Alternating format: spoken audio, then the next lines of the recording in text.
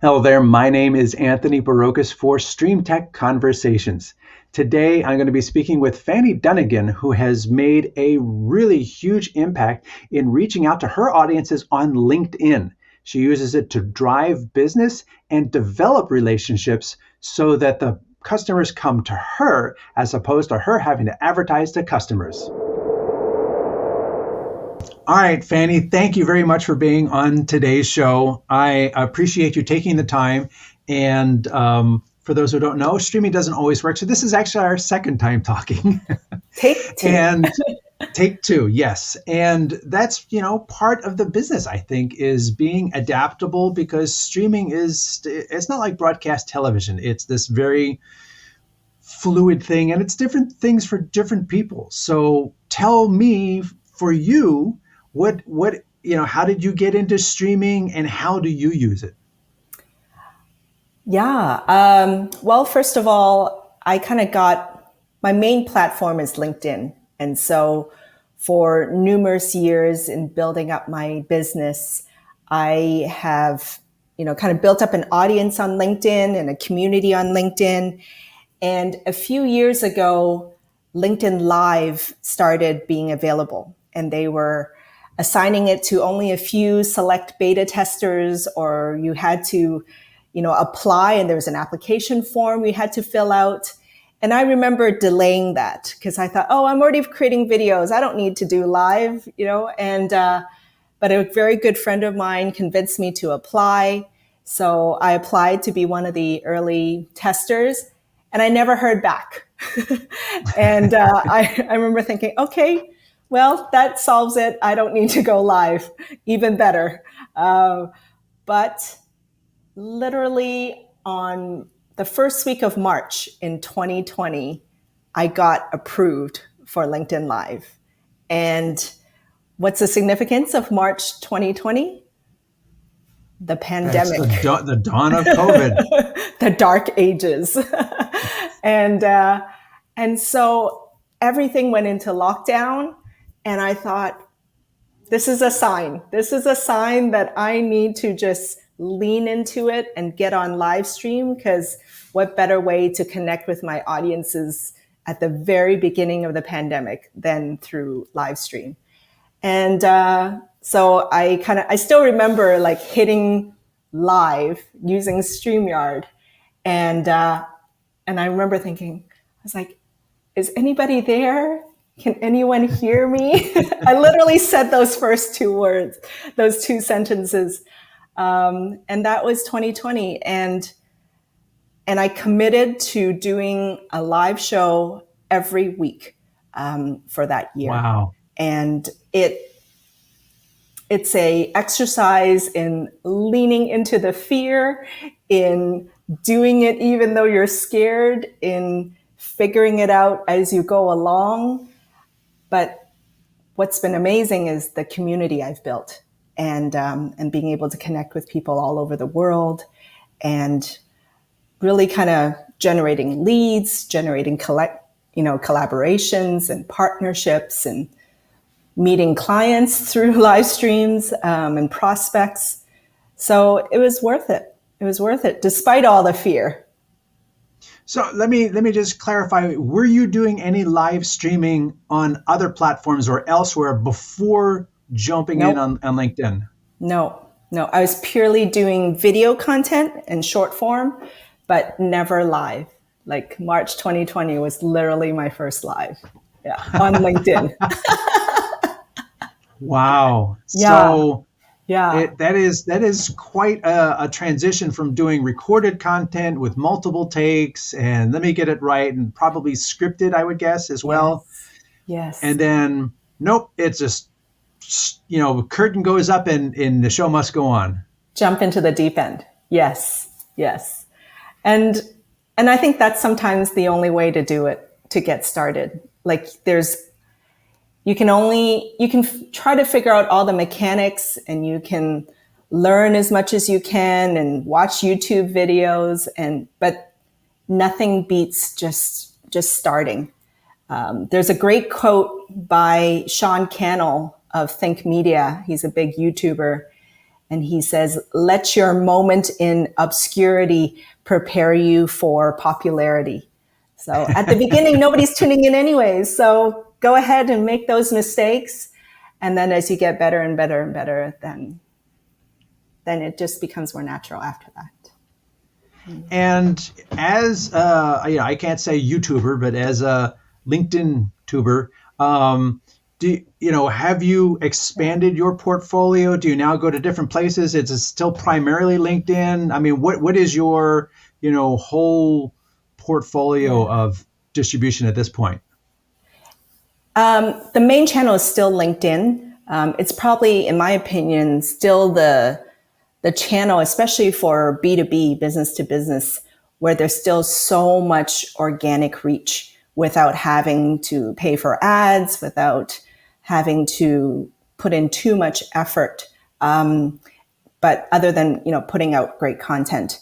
But the beauty of, services like StreamYard and Restream and all that is you can connect all your channels. So yes, I'm going live on LinkedIn, but I'm connecting it to Facebook, YouTube, Twitter.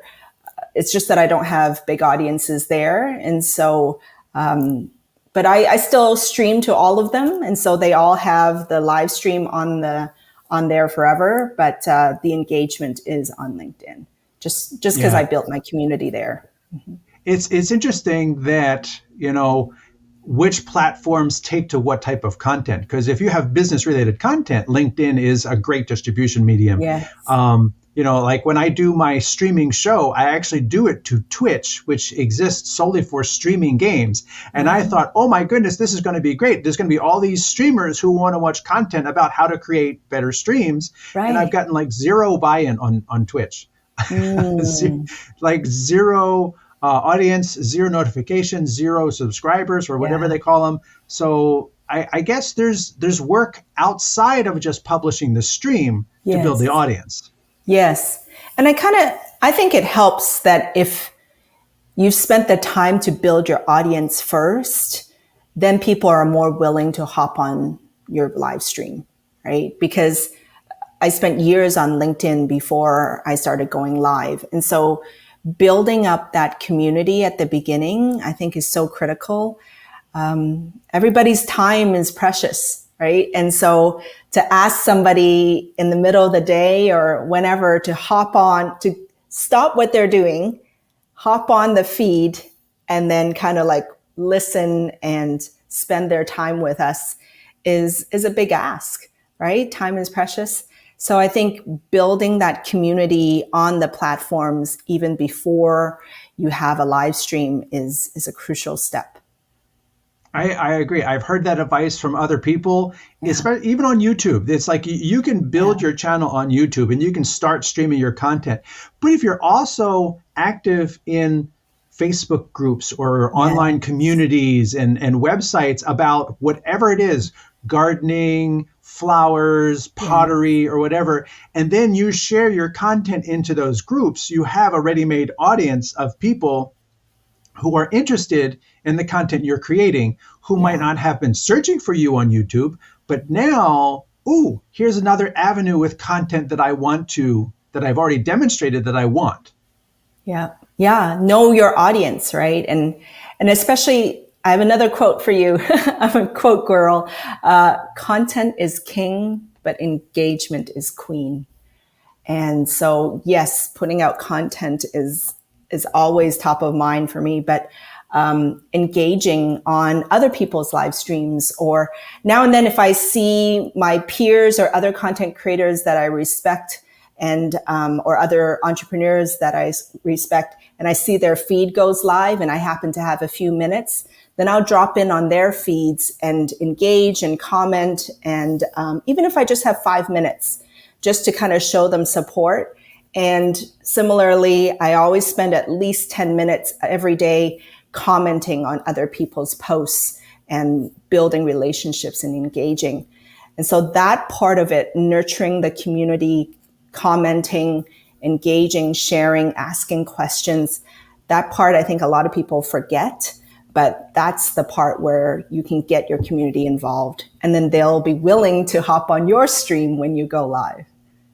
Well, I agree with you. It builds those relationships, but also it also kind of it games the algorithm, because if you comment on someone else's post, then LinkedIn or Facebook or whatever thinks, oh, there's a connection there. So Yes, then when you make a post, you're more likely to be shown in their feed because you've 100%. already told the whatever social media it is, you Yeah, already indicated that we have a connection. So show more of my content to them. And yeah. It's a that win-win, right? It's it is. win for the algorithm and win for us building relationships. Yes, and then like you says, if you make a good comment, and you can even have like a little dialogue, if you have like a little dialogue going on in the Yes. comment section, then it makes even third party people interested, like, oh wow, this person had something very interesting to say.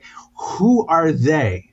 Yeah. And then I'll find, like in LinkedIn, I do the same thing. I go and I see what other people are posting about and comment on it if it's Yeah. relevant, and I will see like somebody commented on me, and then LinkedIn will say so and so looked at your profile, and you can Yes. see that there is other actions going on just based on Yes. your engagement in the social media. Yes. Yes. Because you're going to And get wherever you're commenting, the creator also sees it, as well as the creator's audience sees your comment, especially if it's a very thoughtful comment that offers your own insight or your own story, or you add on to a tip that that creator was talking about. Then you're kind of also hacking the audience and engaging with the audience that that creator has as well, especially if you're intentional about it and that creator has the type of audience that you want to engage with or do business with as well. so So you it's you a, you could almost say you're piggybacking on, you find someone that is reaching audiences with content similar to yes, yours, and if you're engaging with them, then people will be like, oh look, here's another expert I could potentially follow. yes, yes, yes. And something that I learned, I used to think, well, it's coming from a mindset of abundance, right? Where like, oh, if if somebody engages, if another LinkedIn trainer or another LinkedIn brand person engages, then they might take away my business or whatever. But it's actually the opposite effect, because it's like two coaches that engage with each other, build each other up, and people buy from people they know, like, and trust. Just because, you know, some people may gravitate more to one creator and others may gravitate to another creator. And even if they sell the same services, because one person vibes with them more, then they'll do business with that person. So it's, my friends and I always say, like, it's collaboration, not competition, because the world's abundant and they will buy based on which personality they resonate with better. And when we're talking about being a social media content creator, buy means basically consume your content. Well, yeah, consume your content, but at the same time, you may have coaching services, consulting services, video marketing, video live stream services, right? And whoever engages with their audience more, that audience is going to be more wanting to, like, engage your services down the road when they're ready to do live streams, or in my case, when they're ready to do LinkedIn branding, right? So let's Being get that into top that. of mind. Yeah, let's get into that a little bit. So you've Mm. got the live streams, and your marketing around that. And what for you, what does that drive? Like, some people say I just want to be a YouTuber, but there's more to it than that. There Yeah, is, um, being a YouTuber can drive other business. And what is that other business for you? absolutely. Absolutely. I mean, for me, um, I serve a very niche audience. I serve tech consulting firms and technology professionals. And for the longest time, I used to try to serve everybody. And I just ended up diluting myself and spreading myself too thin. But when I kind of concentrated fully on targeting, because I came from technology, I came from tech consulting firm. When I started to kind of niche and create content only for them and teaching them how to do LinkedIn branding, then all my content was focused on that, right? Speaking their language, using analytics, statistics, as well as telling stories. So it's really helped when you really, really know who your audience is so that you create content specific to them and their challenges. Another thing that we had talked about is that by putting yourself out there and having this content, people get to feel that they know you, because, Yes. if you just reach out to someone via email, Fanny Dunagan might elicit a different concept of who they would be communicating with than seeing Right. you already. Yes. I don't know if you've ever had any mistaken identities or different expectations, especially now in an age where you do have so much content out there, but Yeah. it is definitely a good way to open that conversation and lead. Yeah. Yeah. I mean, obviously, there's not many Asian Fanny Dunagans in the world. Though I don't know if I don't think there's a Fanny Dunagan. Yeah. I married a guy with an Irish last name. There you go. But yeah, I mean, when we show up authentically, when we show up as ourselves, especially if we're in the coaching services or consulting side where we're the product, right? Like I'm not selling a widget or anything like that. I'm selling my services, right? You're selling your services. And especially when service based, right? There's so much out there on the market now. There's so many people that offer what I offer and offer what you offer. But the difference is if we show up as ourselves, share our stories, then people get a glimpse into what it's like to work with us, right? And to interact with us and the energy we have and the body language that we have, right? And that's where someone's going to get to know, like, and trust us, right? Especially because nobody likes to do cold calls. Okay, a rare few, right? And however, when you do content, by putting yourselves out there, you end up generating warm leads and people come to you, right? I don't have to go and do cold calls or chase people. All I do is put out content to serve my target audience, my target prospects.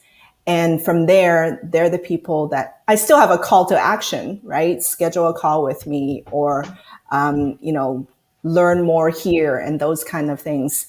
But when I put out the content, then people come to me and then I nurture those leads from there.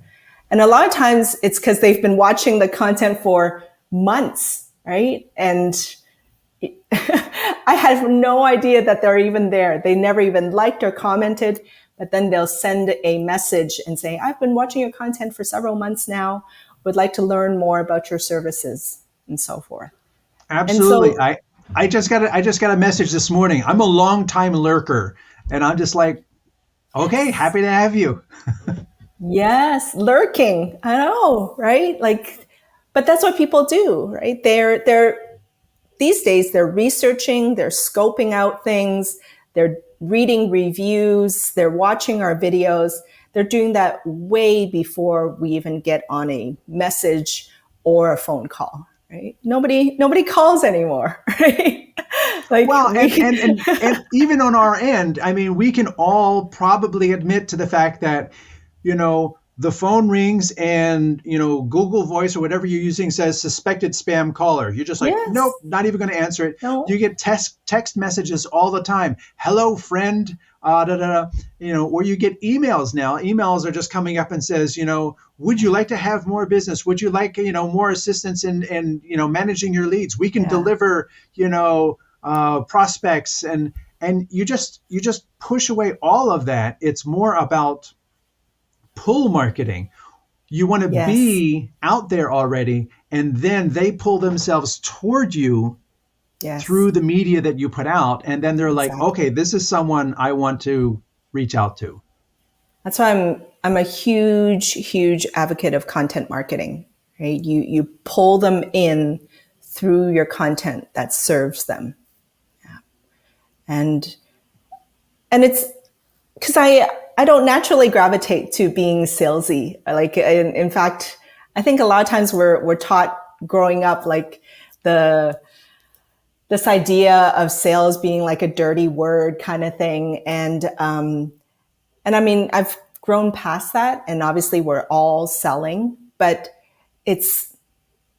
I've really kind of reframed my brain to say, instead of selling, I'm serving my audience, I'm serving my customers, and serving them through content and knowledge. And especially like for live streams that are where you can do live coaching or live consulting.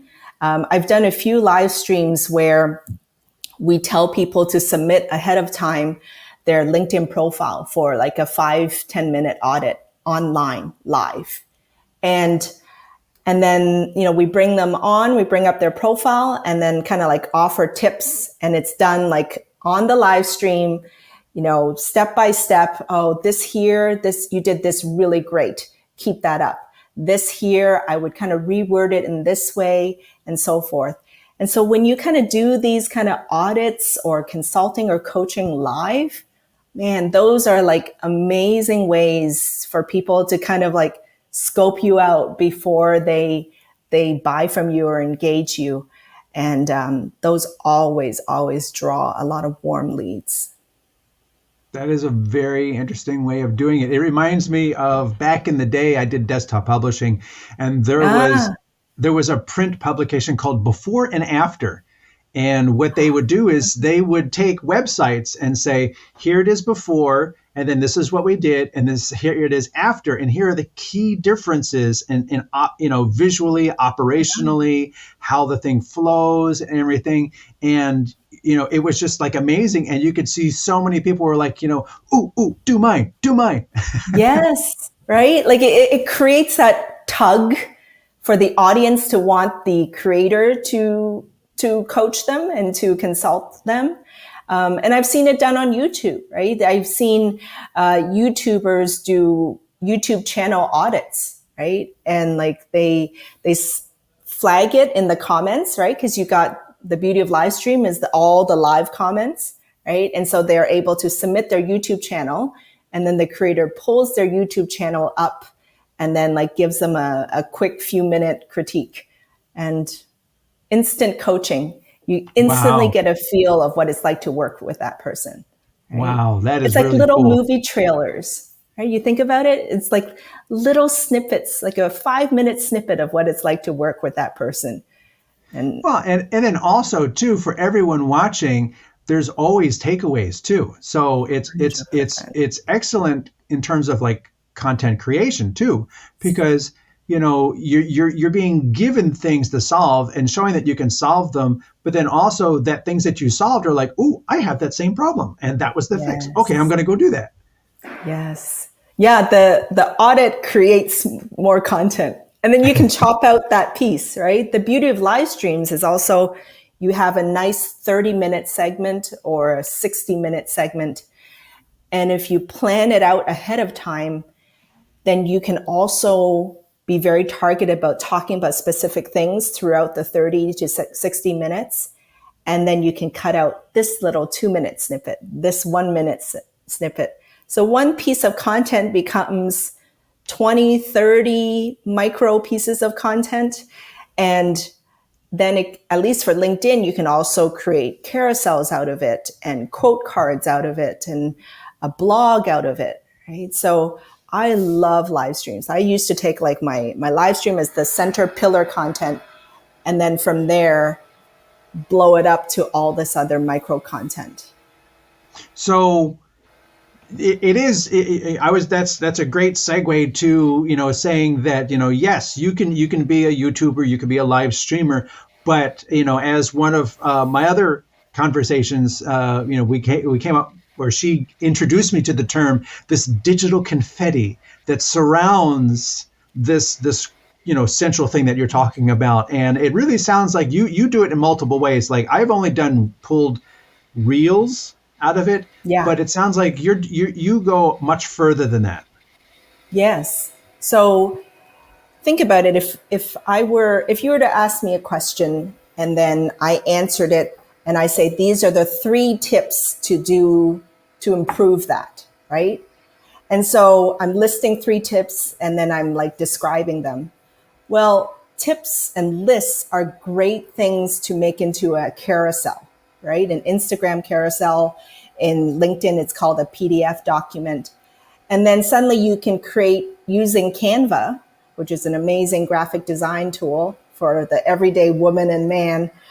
And you can then take the transcript from your live stream and then cut out the words or copy the words and make them into like different pages of a carousel for Instagram as well as LinkedIn.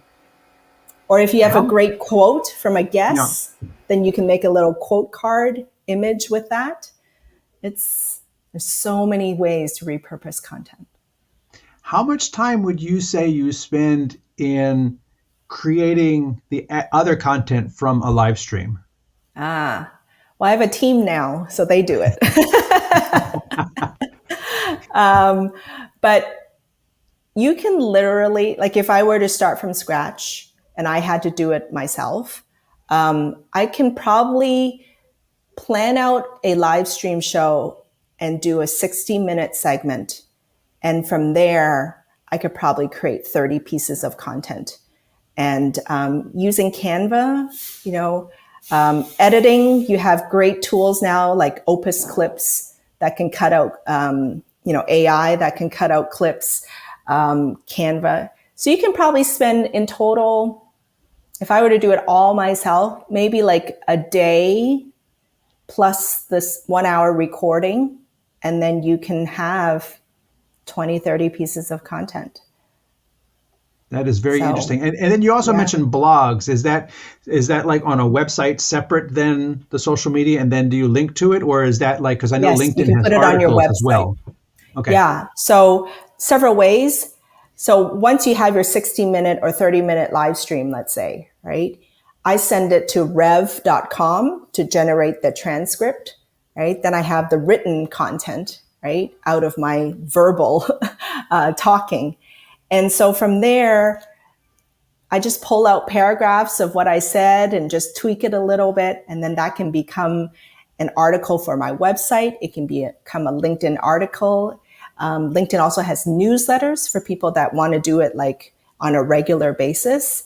And so if you have and I did this for a while, where I would have my LinkedIn live stream show, and then 2 weeks later, I would have the write-up on my newsletter summarizing that show.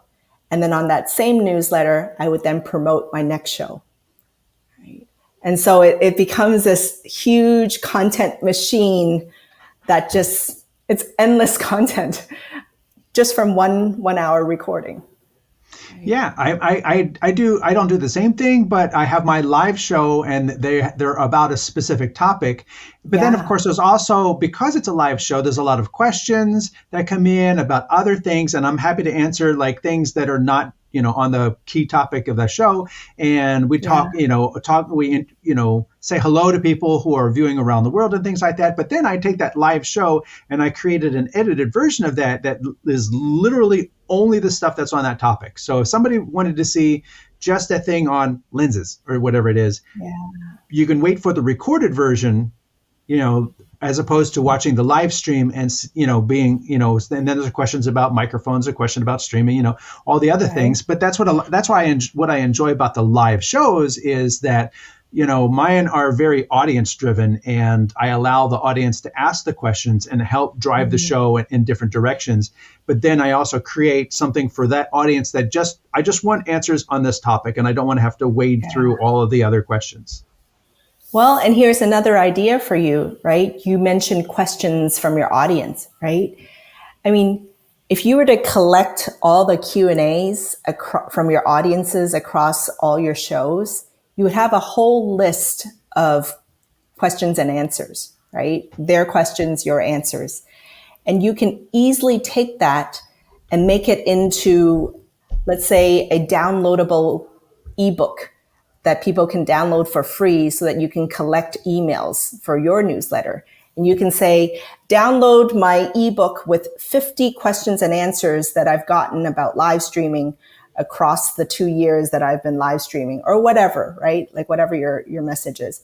And so suddenly you have this kind of like free download collected from audience questions and your answers to them.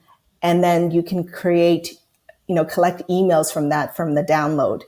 And as people always say, like, don't just rely on the platform. Make sure you kind of like build enough trust to get people's emails so then you can move them to newsletters, because we never know what can happen to a channel, right? And we've had Facebook go down. We've had Twitter drama, X drama, right, with Elon. And so having that kind of relationship where it still boils down to emails and newsletters, that's gold.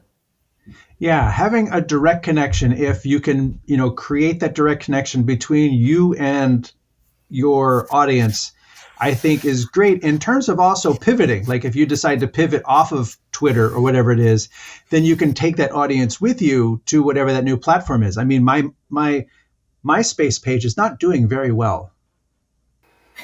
Right? Yeah, we can't rely on the platforms. So own your own audience, right?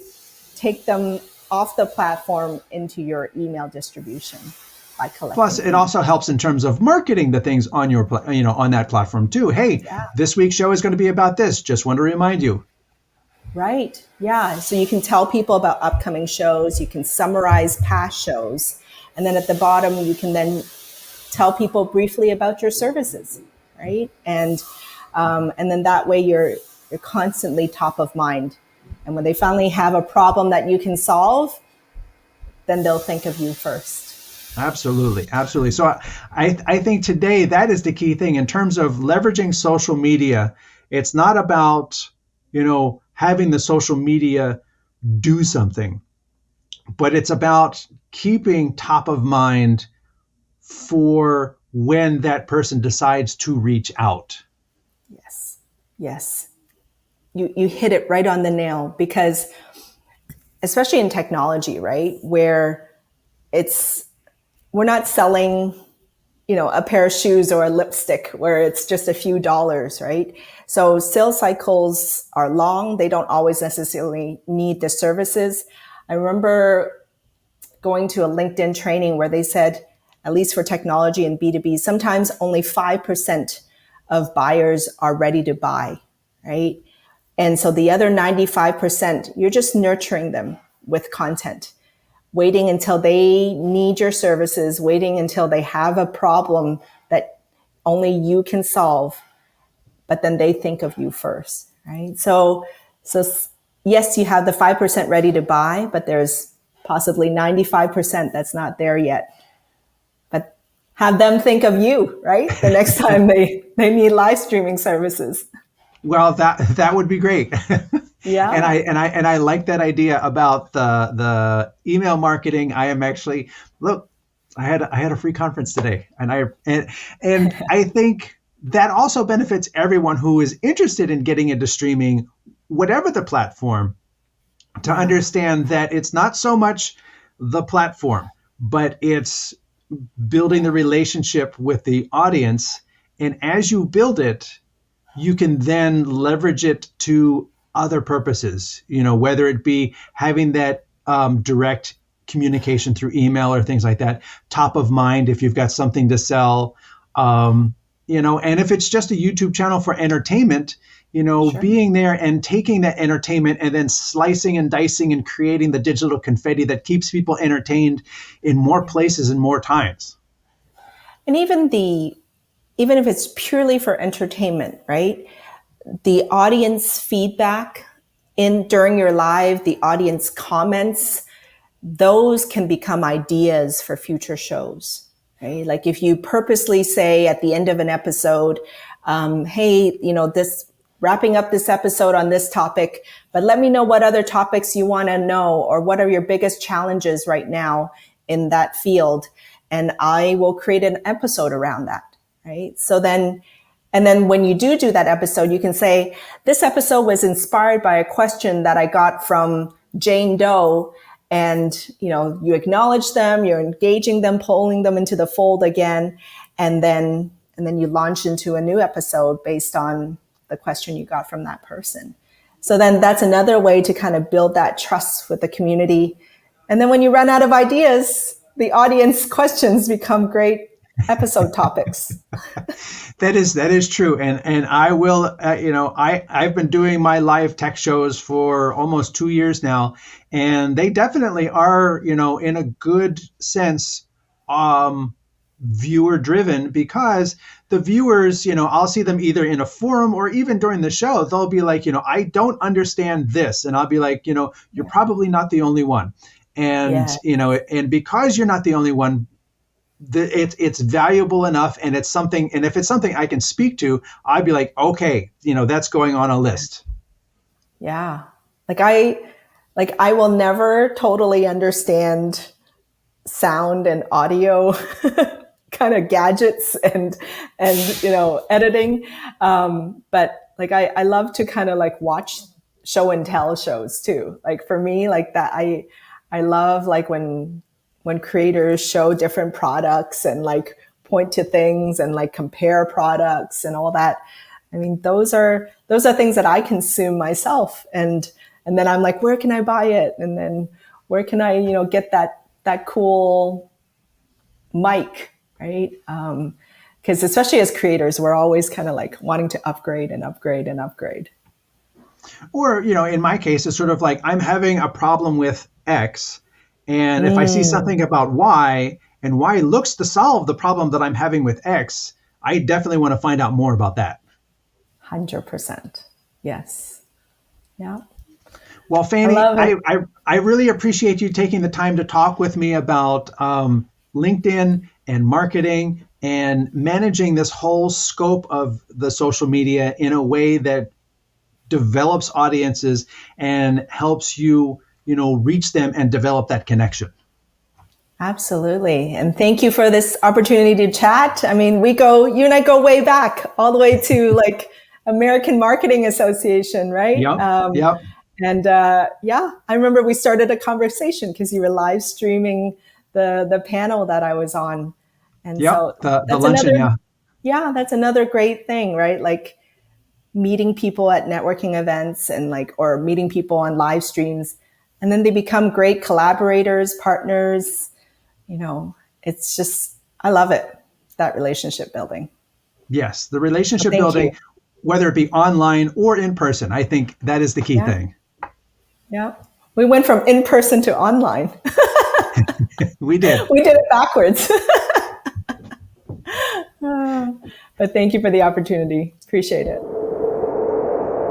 Thanks again to Fanny for her time and her expertise. I hope this has helped you realize that your live stream can be just that tiny little center part of a much larger digital confetti experience for your customers. And who knows what piece is going to reach what audience and bring them to you in the future.